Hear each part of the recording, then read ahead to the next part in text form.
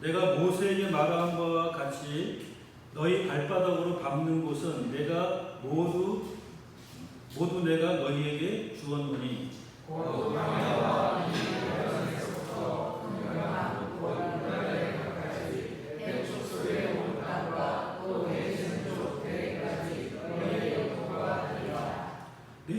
내 평생에 너를 능히 대적할 자가 없으리니 내가 모세와 함께 있었던 것 같이 너와 함께 있을 것임이니라.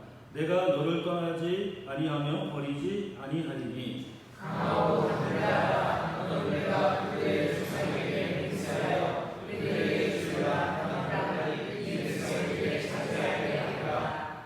오직 강하고 극히 담대하여 나의 종 모세가 내게 명령한 그 율법을 다 지켜 행하고 우로나 좌로나 치우치지 말라. 그리하면 어디로 가든지 형통하리니 이 율법책을 내 입에서 떠나지 말게 하며 주야로 그것을 묵상하여 너에게 기록된 대로 다 지켜 행하라. 그리하면 내 길이 평탄하게 될 것이며 내가 형통하리라. 있습니다. 내가 나를 명령한 것이 아니냐. 강하고 담대하라. 두려워하지 말며 놀라지 말라. 내가 어디로 가든지 내 하나님 여호와가 너와 함께 하느니라. 아멘. 예. 한 나라의 지도자가 갑자기 사망을 했다. 그러면은 그 나라에는 굉장한 위기, 큰 위협이 될 수밖에 없습니다. 우리나라에서 우리 1979년도에 박정희 대통령이 갑자기 서거하는 이런 어려움을 겪었는데 나라가 굉장히 혼란스러워지는 이런 경험들을 했죠. 미국 같은 경우에도 케네디 대통령이 암살당하는 이런 일들이 있었고 그런 일이 있을 때마다 나라가 굉장히 어지러워지고 혼란스러움을 경험하게 됩니다. 자, 지금 이제 이 이스라엘 백성들에게도 이런 일이 닥쳤습니다. 지난 40년 동안에 광야의 어려운 모든 여정들을 이스라엘 백성들을 이끌고 지도해 왔던 위대한 지도자 모세가 이제 죽음을 맞이하게 됩니다. 이제 모세의 죽음은 옛 시대가 가고 새로운 시대의 하나의 전환점이라고 말할 수 있겠죠. 동시에 위기가 어떻게 보면은 찾아온 것이다라고도 말할 수 있습니다. 이스라엘 백성들에게 있어서 지도자가 갑자기 사망했다. 그들과 함께 할 수 없다. 이것은 굉장한 위기입니다. 이 나라도 세워지지 않고 광야의 길을 더욱 벗어났는데 눈앞에 가나안 땅을 정복해야 되는 이 절체절명의 순간에 그들의 지도자였던 모세가 죽음을 맞이했다라고 하는 것은 그들에게 있어서 굉장한 위기이고 그들이 가지고 있었던 가나안 땅을 정복하고 그 땅에서 우리가 하나님의 축복을 누리며 살겠다라고 하는 그들의 비전이 빼앗길 수 있을 만큼 큰 충격적인 사건인 것입니다. 그러나 하나님의 역사는 그럼에도 불구하고 멈출 수가 없죠. 하나님은 약속을 반드시 지키시는 분이십니다. 하나님께서는 한 번 하신 약속, 한 번 하신 그 언약은 어떤 일이 있다 할지라도 결코 이루시는 분이시라고 하는 것입니다. 모세는 죽었지만 하나님의 역사는 멈추지 않습니다. 그래서 하나님은 모세 곁에서 오랫동안 준비되어 훈련된 여호수아를 이제 불렀고 그리고 슬픔에 빠져있는 백성들 앞에 그를 일으켜 세워서 하나님이 약속하신 가나안 땅으로 가라 이렇게 명령을 하게 됩니다. 자, 이스라엘이 비전을 새롭게 일깨워주신 하나님께서 오늘 이 시간 우리들에게도 하나님의 비전을 새롭게 일으켜주시기를 간절히 바랍니다. 여호수아를 찾아서 그에게 격려와 용기를 주신 하나님께서 우리들에게도 이런 격려와 용기를 주실 줄로 믿습니다. 여호수아에게 두려워하지 말고 담대하라. 내가 너와 함께하고 너를 떠나지 아니할 것이다 라고 약속하신 하나님께서 오늘 우리들에게도 동일하게 말씀하시는 하나님이신 줄 믿으시기를 바랍니다. 우리가 첫 번째로 생각해 보아야 할 것은 하나님의 백성은 은혜로 산다라고 하는 것입니다. 본문 2절과 3절 말씀을 보면 여호수아에게 주신 하나님의 첫 번째 명령이 뭡니까? 백성들과 함께 일어나 요단을 건너 하나님께서 주시는 땅으로 가라는 것이죠. 하나님 이스라엘 백성들에게 약속된 기업인데, 이 가나안은 약속된 하나님의 기업인데 이제 얻게 하시겠다라고 하는 것입니다. 이제 일어나서 그 땅에 들어가기만 하면 그 땅을 내가 얻을 것이다라는 말씀을 하고 있습니다. 믿음으로 들어가서 그 땅을 밟으면 그 땅은 다 여호수아와 이스라엘 백성들의 차지가 된다라고 말씀하고 있습니다. 여기서 우리는 아주 중요한 교훈을 얻을 수가 있습니다. 그것은 바로 하나님의 백성은 언제나 은혜로 산다라는 것입니다. 여러분, 은혜는 무엇입니까? 선물입니다. 값없이 받는 것이죠. 아무 대가 없이 받는 것이 바로 선물입니다. 이 가나안은 하나님의 은혜로 이스라엘 백성들에게 은혜로 주신 땅이다. 다시 말하면 선물로 주신 땅입니다. 온 땅의 주인이신 하나님께서 아브라함에게 언약하신 약속의 성취로서 이스라엘 백성들에게 선물로 주시는 것입니다. 가나안은 이스라엘 백성들이 투쟁해서 쟁취할 수 있는 땅이 아니죠. 하나님께서 그들의 조상들에게 미리 약속하셨고 친히 준비해 놓으신 땅, 그것을 이스라엘 백성들에게 주시는데 그냥 은혜로 주시는 겁니다. 선물로 주시는 겁니다. 그러니까 이스라엘 백성들은 그 땅을 어떻게 받습니까? 노력해서 열심히 애써서 받는 것이 아니라 은혜로서 하나님의 선물로 그 땅을 받는 것이라 하는 것입니다. 성경의 수많은 역사를 우리가 살펴보면은 하나님께서는 이미 모든 것들을 다 준비하시고 계시다는 것을 알 수가 있습니다. 그리고 믿음으로 전진하는 자에게 준비된 하나님의 축복이 임하는 것입니다. 가나안은 하나님의 자녀들이 이 땅에서부터 누리는 하나님의 기업을 상징하고 있습니다. 이 가나안은 예수 그리스도를 믿는 성도들의 승리의 찬상, 풍성한 생명을 누리는 삶, 안식을 누리는 삶을 의미하는 것이죠. 사도 바울은 이것을 예수 그리스도 안에 있는 하늘에 속한 모든 신령한 복이다, 이렇게 말씀하고 있습니다. 예수 그리스도를 믿음으로 하나님의 자녀가 되었기 때문에 하나님과 하나님 주신 이 영적인 축복들이 바로 우리의 기업이 된다 하는 것이죠. 로마서 3장 23절과 24절에 보시면 모든 사람이 죄를 범하였음에 하나님의 영광에 이르지 못하더니 그리스도 예수 안에 있는 성령으로 말미암아 하나님의 은혜로 값없이 의롭다 하심을 얻은 자 되었느니라. 모든 사람이 죄를 범하였습니다. 그래서 하나님의 영광에 이르지 못합니다. 그런데 그리스도 예수 안에 있는 성령으로 말미암아서 구원의 역사로 말미암아서 우리는 하나님의 은혜로 값없이 의롭다 하심을 얻은 자가 되었다라는 것입니다. 예수 그리스도를 믿음으로 말미암아서 우리는 하나님의 은혜로 죄사함 받고 영생을 받고 하나님의 축복을 받는 은혜를 누리게 되었다라는 것이죠. 사랑하는 여러분, 성도의 삶은 언제나 은혜로 사는 삶이라는 사실을 믿으시기 바랍니다. 하나님의 은혜가 아니면 우리는 한순간도 살 수 없음을 고백해야 합니다. 내가 지금 숨을 쉬고 있는 것, 이것도 하나님의 은혜입니다. 이 아침에 하나님 앞에 나와 예배드리는 것, 이것도 하나님의 은혜입니다. 또 우리가 아침에 눈을 뜨고 일어날 수 있는 것도 하나님의 은혜죠. 죄악이 가득 찬 이 세상 가운데에서 악에 거하지 않고 하나님의 은혜 가운데 사는 이것도 하나님의 은혜인 것입니다. 때를 따라 일용할 양식을 주시고 또 시절을 따라서 우리에게 모든 것들을 주시는 하나님 것도 다 하나님의 은혜인 것입니다. 사도 바울은 그래서 나의 나된 것은 하나님의 은혜다, 이렇게 고백하고 있습니다. 바울이 바울일 수 있었던 것이 하나님의 은혜라고 한다면 우리가 오늘 이 자리에 있는 것도 하나님의 은혜인 것이죠. 우리가 살아가는 것도 하나님의 은혜인 것입니다. 우리에게 있는 모든 것들이 다 하나님의 은혜라고 하는 사실을 우리가 고백할 수 있기를 간절히 바랍니다.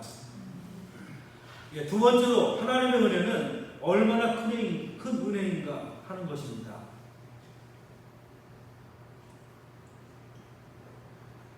우리가 받은 이 하나님의 은혜 얼마나 놀라운 은혜입니까? 4절 말씀을 한번 같이 읽어보겠습니다.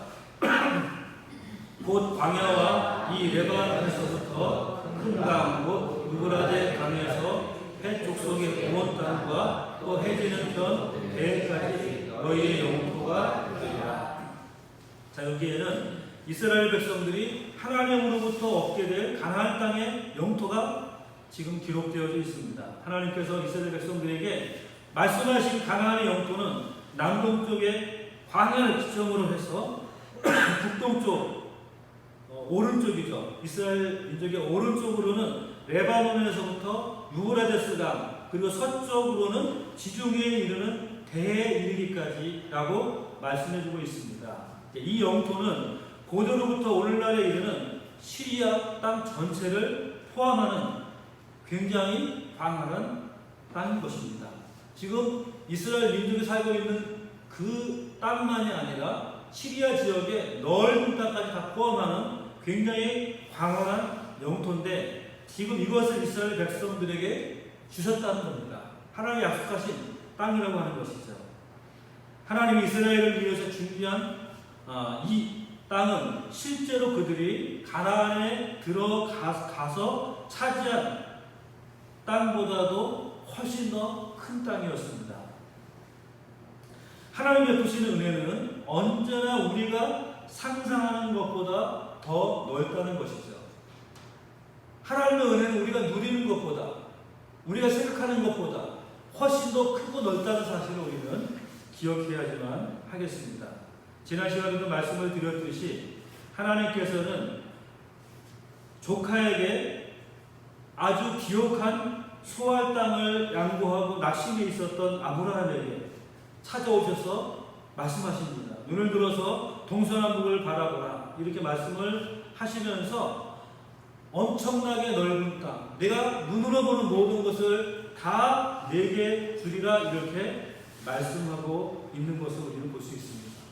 조카에게 준 그 비옥한 땅, 그것 때문에 낙심하고 있는 아브라함에게 하나님은 그것과는 비교할 수 없는 훨씬 더 넓은 땅을 약속해 주고 있는 것입니다.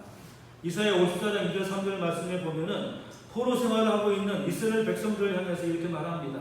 내 장막터를 넓히며 내 처소의 기장을 아끼지 말고 넓이 펴라. 너의 눈을 길게 하며 너의 말뚝을 견고히 할지어다. 이는 내가 좌우로 퍼지며 내 자손은 열망을 얻으며 황폐한 성읍들로 사람 살 것이 되게 할 것임이니라. 자, 지금 포로 생활 가운데 있는 이스라엘 백성들, 불안과 염려 가운데 있는 그들에게 약속하시고 있는 것이죠. 거기에 위축되어지지 말고 오히려 넓은 하나님의 주신 땅을 바라보면서 희망의 줄, 믿음의 줄을 넓게 펴라고 말씀해 주고 있는 것입니다. 하나님의 은혜는 우리가 생각하는 것 이상으로 훨씬 더 크다는 사실을 우리는 늘 기억해야 할 것입니다. 하나님 우리에게 베푸신 은혜는 하늘에 속한 모든 신령한 복이라고 말해주고 있습니다. 하늘에 속한 모든 신령한 것들이 다 우리에게 주신 하나님의 축복이다. 하나님 우리에게 주신 약속된 복이라는 사실을 우리는 기억해야 됩니다. 지금 여러분들이 바라보는 삶의 지경은 얼마나 넓으십니까? 지금 여러분들께서 품고 계시는 희망의 길이는 얼마나 깁니까? 여러분들의 믿음의 말뚝은 얼마나 견고하게 박혀 있습니까?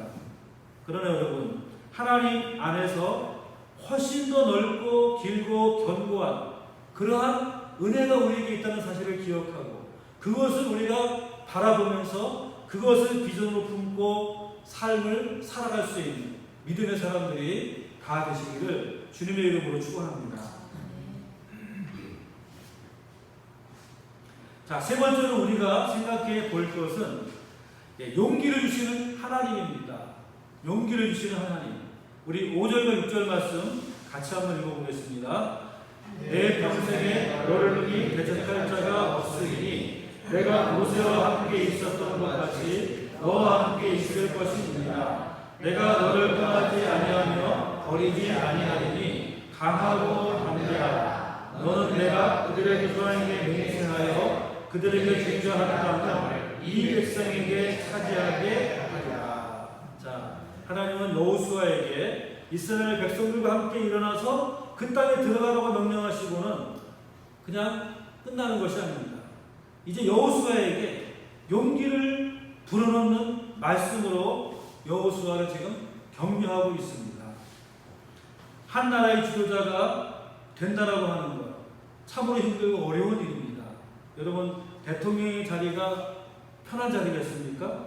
힘들고 어려운 자리입니다. 대통령은 결정해야 될 것도 많고 결단해야 될 것도 많고 순간적으로 또 모든 것들을 책임져야 될 그런 힘들고 어려운 그런 자리인 것입니다. 한 가정의 가장도 가정의 대소사를 결정하고 이끌어갈 때 쉽지 않고 어려운데 하물며 한 나라의 지도자가 된다고 하는 게 얼마나 힘들고 어려운 그런 일이겠습니까? 그런 여호수아에게 지금 여호수아는 무거운 짐을 지고 있는 것이죠. 이스라엘 백성들을 이끌고 가나안 정복을 나서야 되는 이런 무거운 짐이 이 여호수아에게 있는데 이런 여호수아에게 지금 하나님께서는 말씀하고 있는 겁니다. 지금 여호수아의 마음 가운데에는 내가 과연 이 민족을 이끌고 가나안 땅을 정복할 수 있을까? 여기에 대한 자신의 능력에 대한 확신이 없었을 것입니다. 불안감이 그 마음 가운데 찼을 겁니다. 그는 내가 모세처럼 하나님의 일을 할 수 있을까? 이런 염려가 있었을 겁니다. 애굽의 바로 앞에서 당당하게 맞서 싸웠고 홍해 앞에서도 너희는 두려워 말고 오늘날 이스라엘에게 행하시는 하나님의 구원을 보라 외쳤던 모세와 같이 내가 할 수 있을까? 또 백성들이 원망하고 불평하는 그러한 백성들 앞에서 하나님의 은혜를 선포하고 하나님의 축복을 말할 수 있을 것인가? 이런 마음이 그 마음 가운데 가득 찼을 겁니다. 여호수아의 이러한 마음을 하나님께서 왜 몰랐겠습니까? 하나님께서는 이런 여호수아에게 지금 격려와 위로의 말씀을 주시고 있는 겁니다. 내가 모세와 함께 있었던 같이 너와 함께 할 것이다. 내가 너를 떠나지 않을 것이다.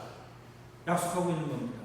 모세와 함께 하면서 모세를 지지하여 형통케 하셨던 하나님, 강하게 하셨던 하나님께서 여호수아에게도 함께 하시고 이스라엘 백성을 가나안에 정착할 수 있도록 할 것이다. 너를 떠나지 않을 것이다. 이렇게 약속하심으로 이 여호수아를 지금 격려하고 지지하고 있는 것이죠. 여호수아에게 용기를 주셨던 하나님은 오늘 이 시간 저와 여러분 우리 모두의 하나님이신 것을 믿으시기를 바랍니다. 모세와 함께 하셨던 하나님은 지금 이 시간 여호수아에도 동일하게 함께 하셨습니다. 다시 말해서 여호수아와 함께 하신 하나님이라고 한다면 오늘 우리와도 함께 하시는 하나님이라는 것입니다. 우리와 함께 하시고 나와 함께 하시고 내가 어디에 있든지 나를 지키시고 떠나지 않으시는 하나님, 그 하나님을 바라보시고 의지하시기를 주님의 이름으로 축원합니다. 하나님은 영적인 전쟁을 통해서 나아가는 이 여호수아에게 담대함과 용기를 주시고 있습니다. 가나안을 정복한다고 하는 것, 그것은 이스라엘의 군사력이 강하기 때문에 할 수 있는 것이 아니죠. 가나안 전쟁은 기본적으로 영적인 전쟁인 겁니다. 강하고 용기 있게 우리를 넘어뜨리려고 방해하는 원수 마귀 사탄의 도전을 물리치기 위한 담대한 믿음이 필요한 전쟁인 것입니다. 아무리 넓고 큰 영적인 축복을 약속해 주셨을지라도 믿음이 없다고 한다면 그것을 차지할 수가 없습니다. 이스라엘 백성들이 약속한 광활한 영토를 그들은 어떻게 차지할 수 있습니까? 믿음으로만 차지할 수 있는 것입니다. 그래서 지금 하나님께서는 여호수아에게 강하고 담대하라, 두려워하지 말라, 내가 너와 함께 할 것이다, 이렇게 약속하고 있는 겁니다. 하나님을 신뢰하는 자들만이 그 땅을 얻을 수 있는 겁니다. 하나님을 믿고 의지하는 자만이 영적인 축복을 누릴 수 있는 것입니다. 사랑하는 여러분, 여호수아와 함께 계시던 그 하나님께서 또한 여러분들과도 함께 하시는 겁니다. 여호수아를 떠나지 아니하시던 하나님께서 여러분을 떠나지 않습니다.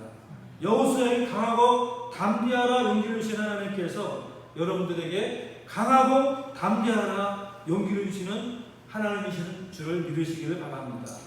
강하고 용기 있게 세상을 향해서 나아가는 능력 있는 주님의 백성들이 되시기를 주님의 이름으로 축원합니다.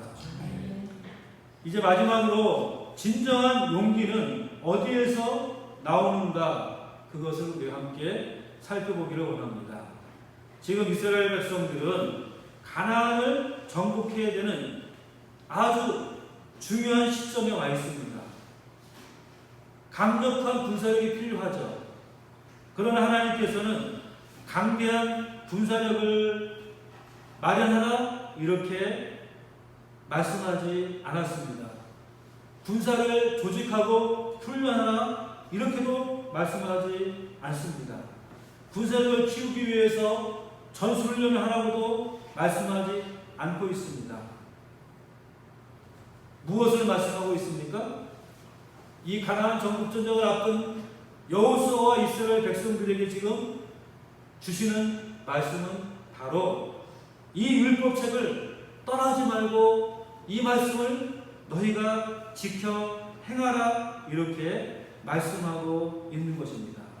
왜 하나님께서는 군사력을 키우고 훈련하고 준비하라 말씀하시지 않고 이 율법책의 말씀, 그 말씀을 내가 마음에 두고 지키고 행하라 이것을 말씀하고 있겠습니까? 율법이라고 번역된 이 히브리어는 토라입니다.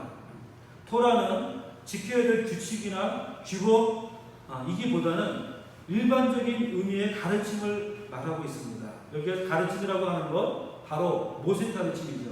즉 모세오경을 말합니다. 모세오경은 얼핏 보면은 수많은 규칙과 규범으로 가득차 있는 것처럼 보이지만 우리가 전체적인 내용을 보면은 창조로부터 족장들이 주신 언약, 애국으로부터의 구원, 신의 산 언약, 광야의 여정 등 이 모든 사건들을 통해서 하나님께서 어떻게 그의 백성들을 이끌어 오셨는가를 담고 있는 하나님의 구원의 역사입니다. 즉 하나님의 구원, 하나님의 다스리심, 하나님의 통치하심, 하나님의 인도하심에 대한 모세의 가르침이라는 말입니다.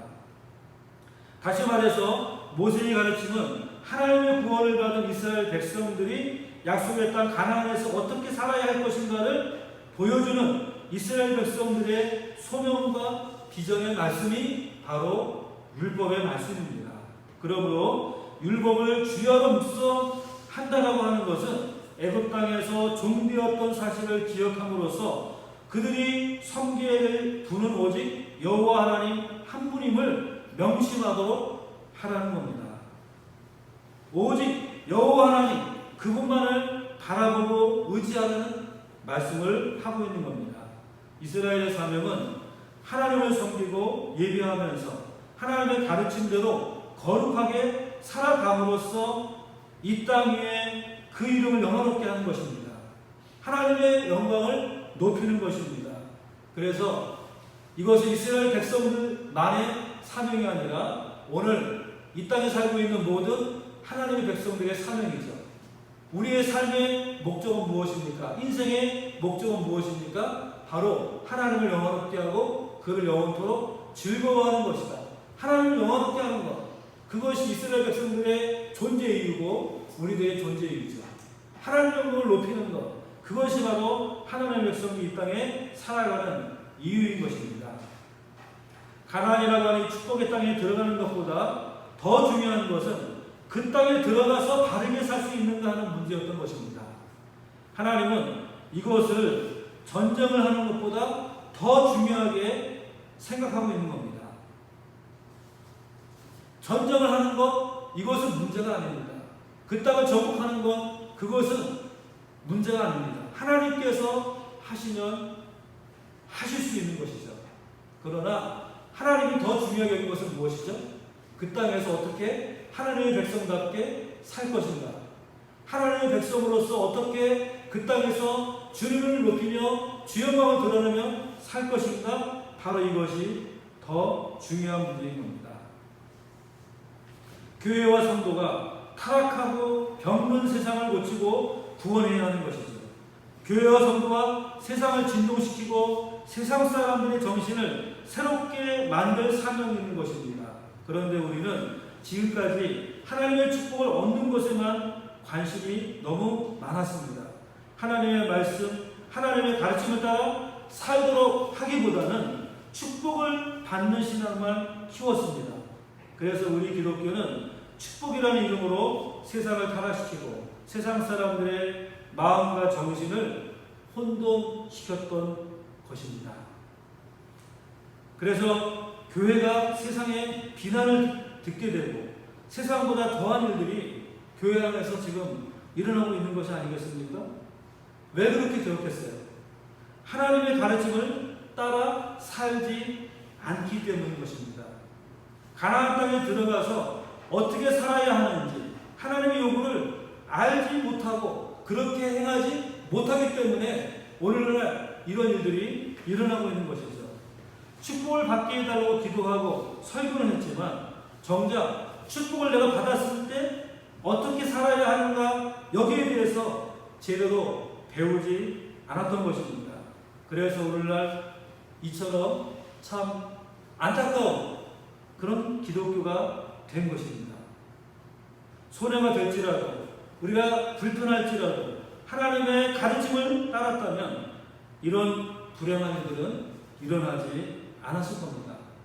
하나님의 축복을 이 한국교회가 너무나 많이 받았지만 그러나 축복을 받는 것만 중요하지 축복받은 자들이 어떻게 하나님의 뜻을 따라 살 것인가 가르치지 않았고 행하지 않았고 살지 않았기 때문에 오늘날과 같은 이런 안타까운 일들이 일어나고 있는 것입니다.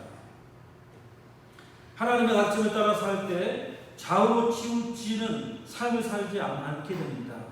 방황하지 않게 된다는 말씀입니다. 하나님의 가르침을 따라 살아갈 때 우리 자녀들이 불량자가 되지 않는 것입니다. 하나님의 가르침으로 가치관을 정한 인생은 반드시 형통하게 되는 것입니다. 하나님께서 함께 하시고 동행하시면 가나안의 넓고 아름다운 영역은 우리에게 축복으로 주어지게 될 것입니다. 바로 그것이 오늘 이 여호수아에게 다른 것 준비하라 말씀하지 아니하시고 가나안 땅 정복하기 위해서 너가 해야 할 일이 무엇이냐? 이 율법책을 내 입에서 떠나지 말게 하며 그 가운데 기록한 대로 다 지켜 행하라 이 명령을 주시고 있는 겁니다. 그 땅을 정복하고 승리하는 것 이것은 문제가 되지 않습니다. 하나님 우리와 함께 하신다면 그 일은 우리에게 당연히 이루어지죠. 그러나 중요한 것 그 땅에서 어떻게 살 것인가 그 땅에서 너희가 어떻게 하나님의 백성답게 살아가고 하나님을 드러내며 살 것인가 바로 이것이 중요하다는 겁니다. 그렇게 살기 위해서 무엇이 필요하냐? 하나님의 말씀 마음 가운데 새기고 그것을 내 입에서 떠나지 말게 하고 내 마음 가운데 깊이 묵상하는 가운데에서 그 말씀을 지켜 행하는 것 바로 이것이 하나님의 백성들이 하나님의 축복을 누리는 방법이라고 말씀해 주고 있는 겁니다. 아무리 아름답고 넓은 땅을 축복으로 받았을지라도 하나님의 가르침을 떠나 살면 그것은 축복이 아니라 저주가 될 수밖에 없습니다.